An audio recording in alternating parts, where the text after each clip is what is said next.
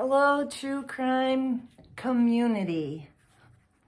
Gosh, I feel like I've been neglecting you guys, and I'm really, really sorry. But I don't want, I did want to tell you, since, we had COVID a few years ago, the medical profession has suffered greatly.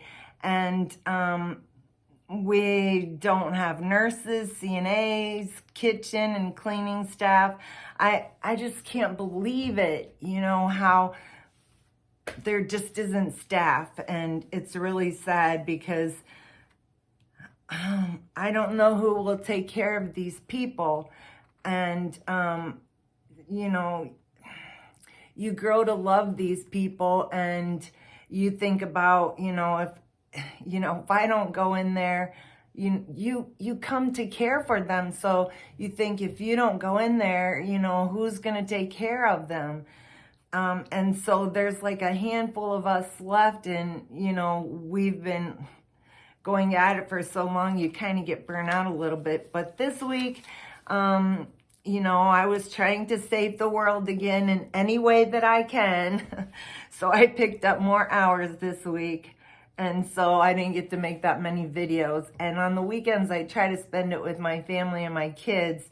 So it didn't leave much time to sleuthing. And I really apologize, but I know you all understand. And I am here sleuthing for answers and info to share with all of you. Thank you all for your support and your kind words. They do mean so much to me. So let me see. So let's get to this. Okay, so first I'm going to talk about the Idaho 4. I uploaded a few videos regarding this situation with them, and then I felt like, oh man, this kind of feels like really familiar, I did not have a cozy feeling in the beginning when law enforcement came out and they said that they haven't had a murder in their town for 7 years. And then here comes the mayor and the college president and, all of that politics and law enforcement being very careful about not to piss these people off who donated money.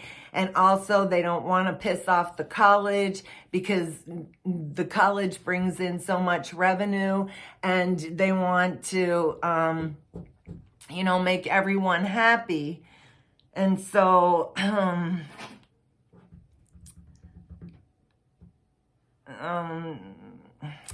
it affects the families, and it affects the community. The loss really touched my heart for all the families that lost their children. But Kaylee's family just tore me up. When they were at the vigil, it just tore me up. I loved the dad being the old school alpha male that feels it's his job to take care of his family. Like, he tried to help his wife when she was so tearful and she couldn't finish the poem, which just about, oh my God, that was so sad. And he wants, he knows that it's his job to take care of his family, and he very much wants to, but he can't because of law enforcement. And oh, what a feeling. His wife and children are in intense pain, and he lost pretty much 2 of his daughters. He stands tall and, attempts his best to be strong, but, you start to see his struggles, and it breaks my heart. I saw this family before. It was Drew and Heather Collins, Elizabeth Collins' sibling in Evansdale, which is in my backyard. These girls were cousins, so like Kaylee's family, both girls were close to all of them. because they were cousins. So you're strolling through life's activities and you're one big happy family, and you wake up the next day and everything changes at the blink of an eye. As the days go on, you try to be patient, but these things play out in your head, different scenarios over and over. You, excuse me, you get sad, and then you get mad. You feel tired. You keep searching for answers and begging for them. I've seen it all before. I pray they get answers soon in Idaho. Okay, the Evansdale murders and Delphi murders, could they be linked to a serial killer? That is the big question of many people in my area. Law enforcement says no, but after 10 years and no answers, the faith in law enforcement has diminished. In February 2017, Abigail Williams in Liberty, German, innocent, beautiful young girls had their lives taken away in a senseless episode. There are definitely similarities, but Blackhawk County law enforcement, which is the county that I live in and this occurred, are still saying they don't believe there is a connection. They have remained close-lipped about the cause of death and if they had retrieved any DNA from the scene. Here in Blackhawk County, people have their own theories, and you're just not going to change their minds.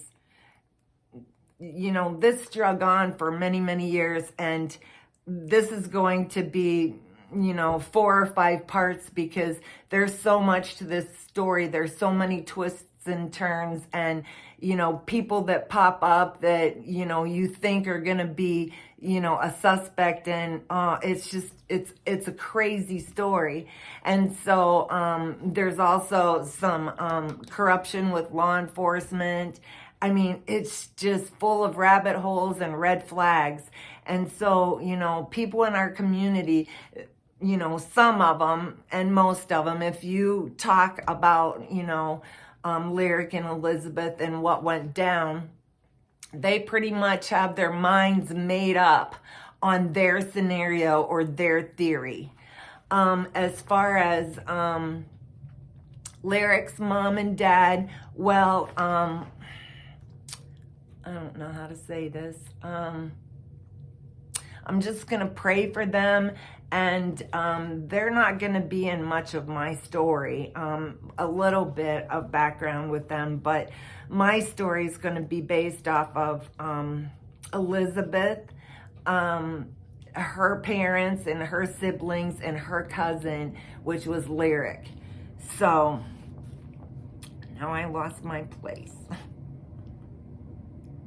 Okay, so you're just not going to change their minds. Okay, we are heading into the 11th year, and it's still unsolved. Our community keeps their memories alive, and every year we have a safety day where they talk about stranger danger and helmets and DNA and all that good stuff, and it's on their anniversary. And then every year we have a motorcycle run in the summer, and it's for Lyric and Elizabeth, and they put the money towards Crime Stoppers, I think it is.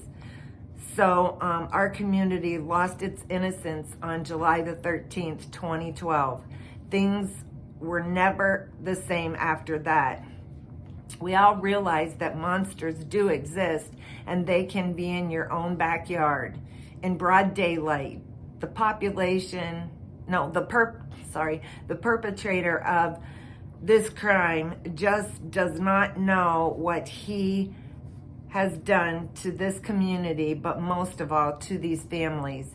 The families were ripped apart, never the same, and I don't want that to happen to those Idaho families. This family was just like Kaylee's family.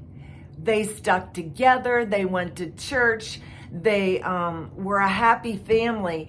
And then that day came, that Friday lunchtime came, and everything changed. And their families were ripped apart. Not only was their marriage ripped apart, but the two sisters, they have never been the same. And that kind of stuff just breaks my heart, because there's nothing more important than your family. You know, your family is number one, and your friends. You know, no amount of money can buy you happiness if you don't have people to share your happiness with. If you look at all of these, the majority of these people with wealth and, celebrities, they're taking their lives so quickly. Because why? Because once they got all of that money and fame, they still weren't happy, because they didn't have the love and the family and the friends that didn't always take advantage of them.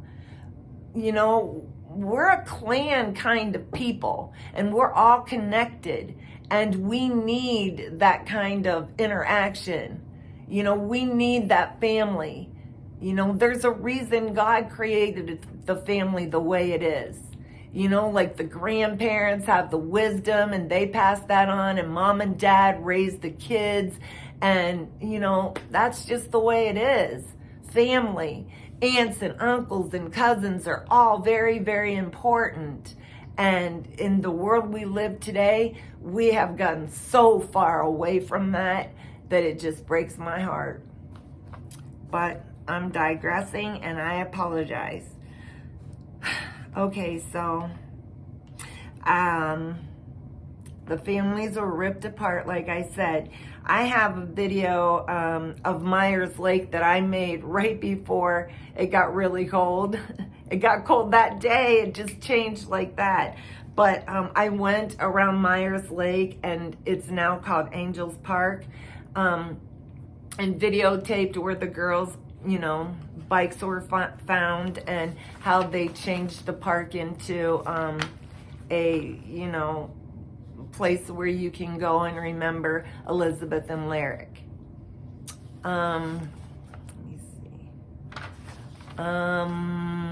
Let's see. Delphi and Evansdale murders. If you would like to see, so I videotaped that, and I don't know why I wrote that. If you would like to see where exactly they were abducted, it's on that video. I have much more information in these cases. In this case, it took place in my backyard. I also knew one of the family members. I can remember she was a nurse practitioner in our building, and I was one of the nurses, and I can remember hearing her kind of scream out. And I went in, and she had said that her nieces were missing. And then on December the 5th, the same thing, but it was horrible. I was working, she was in her office, and I heard this horrendous scream. And I ran, and she said they found the girls. And I'll never forget that day. So, this would be a really long upload if I did it, and sometimes my uploads take 2 days for like a 30-minute upload, so I'm gonna have to break it down. So, into sections. The case is so interesting. There's many red flags and unbelievable rabbit holes. You'll see, unlike Delphi and the daily major media coverage, keeping their story alive, we didn't have that in our community. It was 2012, and internet wasn't like it is now, and we had support of the local news, KWWL especially, and there's a news person who is dear to all of our hearts, because he has done so much for our communities and keeping this story alive. His name's Ron Steele. My son graduated high school with his son, and they're just such good people. And his wife's a nurse as well, and he's been on KWWL forever, and he does so much for the community, and he's done so much to keep this story alive, and I'm thankful for that. But it's just our local, news. We didn't have major media coverage like Delphi or like these people do nowadays. It's mainly been our community supporting one another through this. Law enforcement tell us this will never be, they say this will never be a cold case. They say it's not sitting on a shelf gathering dust is another thing they said. At this point, almost 11 years, it is very hard to have faith in law enforcement in this case. So I am going to be on a mission with this case. This is our home. These are my people. We need answers for Lyric and Elizabeth. Lyric would have been 20 years old and Elizabeth would have been 18. They were so innocent, and I refuse to give up. And people in our community and surrounding areas want answers for their families, Lyric and Elizabeth's families. It's been long enough. I will do the second part and discuss the girls and their families and a little life history, and then I'll go into the abduction and all the way to when the bodies were discovered. That'll probably be part 3, and then part 4 will be about these possible suspects that were linked to abductions in Iowa, and they are insane crazy. Wait till you hear about them. Oh my gosh, I cannot believe it. If I can shorten any of them into less than 5 parts, I will. I'm asking anyone in the true crime community to help find answers or help solve this case. It's been too long. Any help would be greatly appreciated. Right after the girls went missing, they brought an FBI profiler from 1974 to 2012. From 1974 to 2012, there were only 15 cases in that time frame. From 74 to 2012, 15 cases of 2 children being abducted. It's rare, okay? And the other thing that's really super rare is that it happened in broad daylight on the noon hour. Okay, in a residential area in a town of less than 5,000 as of 2021, 4,528. The FBI profiler gave this profile. He thinks the suspect used quiet coercion, used something to lure them to him. He may have used threats of violence to get the girls to go with him. The offender is familiar with Myers Lake and Seven Bridges Wildlife Area. He picked, he picked Seven Bridges Wildlife Area because it is so super secluded. And the other thing that they say is you have to know the area to you have to know the area to get out there and put these bodies there. Well, we have internet now, and at our fingertips, we can put in bridges in Iowa. And, all kinds of stuff comes up. It's like they said in the Idaho case, they have to know that house. They've had to have been there. No, they can look at the floor plan. They can look at the house on Zillow or whatever. We did. So, I'm not buying that he has to be familiar with Myers Lake and Seven Bridges. They believe he blends in, and this really, really makes me mad and makes me sick. And it has since this happened. They believe he blends in and he may be a part of Evansdale or our surrounding area, our surrounding areas and communities. This just makes me so mad. Everyone that in the beginning, everyone that we looked at, you looked at them twice and you held your kids as close as you could. And from that day forward, kids don't go out without their parents anymore. This guy has never been caught.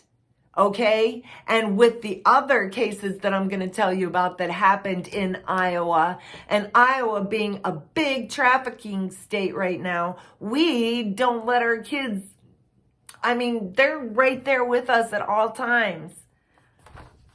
It's a sad world that we live in. So, everyone that we looked at was suspicious. Drew and Heather Collins did this as well, and they still do to this day. It's not right. The offender may have had a traumatic life event. This is what this is all from the FBI profiler. So he may have had a traumatic life event where he had issues with his spouse, financial issues, let's see, what else? Oh, loss of job or mental health issues. The offender may avoid the case completely when media talks about it, or they always will show interest in it. Come on. Either they'll like it or they're, oh gosh. Offenders may have abducted or attempted to abduct other children in the past. He may have changed his appearance, his hair color. It may be longer, shorter. He may have shaved off a beard or grown a beard. Let's see. He may have hidden the vehicle, changed the color, or sold it.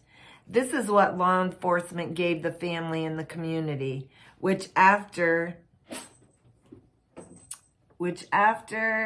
coming up on 11 years is bullshit. Oh, I have so much more to tell you, but I will have to start part 2. So this afternoon, I have to run into town and do some, business in town since I finished up this morning after working third shift. But this afternoon, I will put up part 2 as well. And, again, thank you so much for your support and your kind words. And I got all caught up on my comments and now I'm behind again. But as you know, I will answer my comments and I love all your comments. So God bless you and I'll see you a little later.